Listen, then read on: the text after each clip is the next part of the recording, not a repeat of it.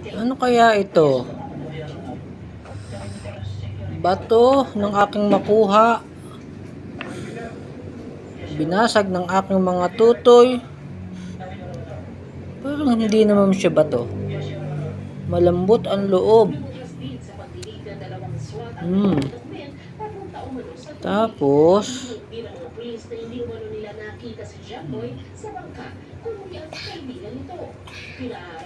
medyo magaan siya. Hindi naman talaga siya mabigat. Pero hindi naman talaga siya bato.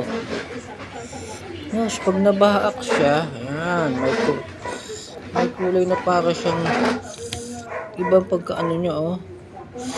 Para siyang itlog na nabugok.